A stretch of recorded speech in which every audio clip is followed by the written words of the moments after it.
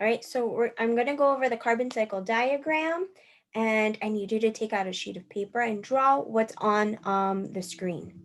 So I'm also going to take a look at the homework that was due today from the activity 2 from the carbon cycle activities Google Doc. You needed to fill in the blanks. So here, autotrophs in the land and water use carbon dioxide in the process of photosynthesis to make glucose. So there's carbon dioxide in the air, and the plants, that's one of the things that they need, carbon dioxide. So they'll take it from the air so that they can make their own food in the process called photosynthesis. So pause and make sure that you draw this picture. Okay, and then autotrophs, whether they're in the land or the water, they will do this. And once they do photosynthesis, they will make glucose, which is the carbohydrates that have carbon.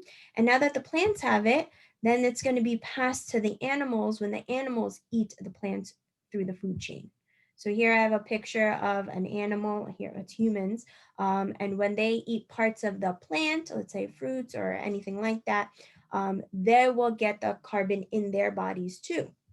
And then it can pass on to the rest of the food chain. Other animals can eat other types of animals and they get carbon in their bodies. Number 3, organisms release carbon dioxide into the atmosphere when they break down their food to get energy. And this is a process called cellular respiration.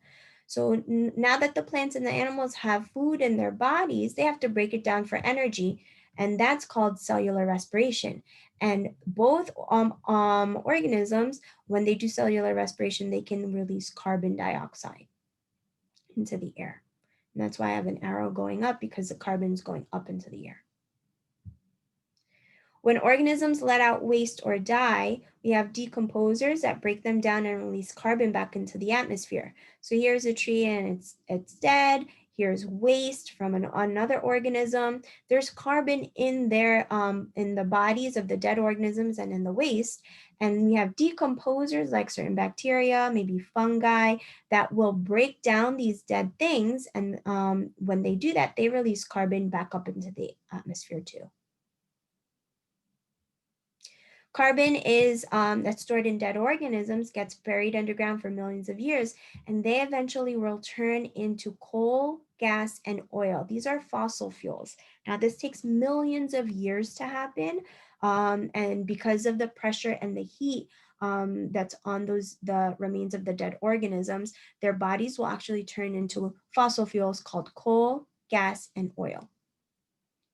Now, this takes millions of years, so we're using it up really fast. And if we use up all of the fossil fuels, we'll actually go ahead and start to run out of them. Now, we use them up for energy.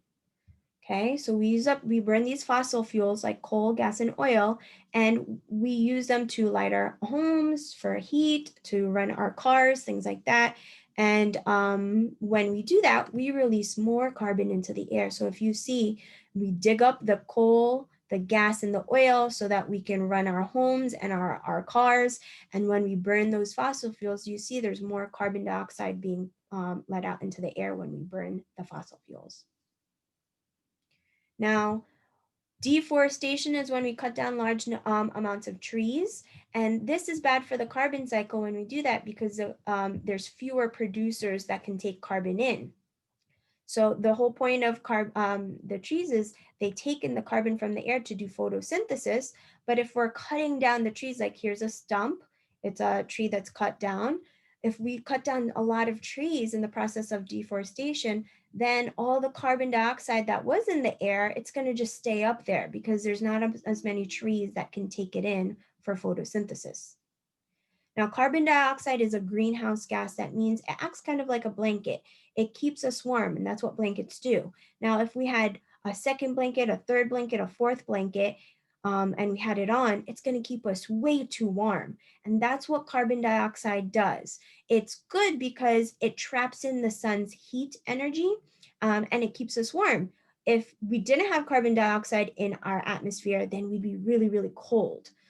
So it's good that we do have some carbon dioxide in the air, but when we burn fossil fuels or cut down lots of trees, all that carbon dioxide stays in the air. And if we have too much carbon dioxide, it's like we have way too many blankets on. It's going to trap so much heat and the temperatures will increase.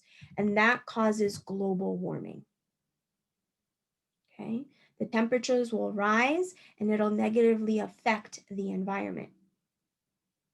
So I need you to make sure you draw this, and this drawing, you're actually going to put it in today's nitrogen cycle activities Google Doc, and you're going to take a picture of your own drawing and paste it, copy and paste it into the nitrogen cycle activities Google Doc.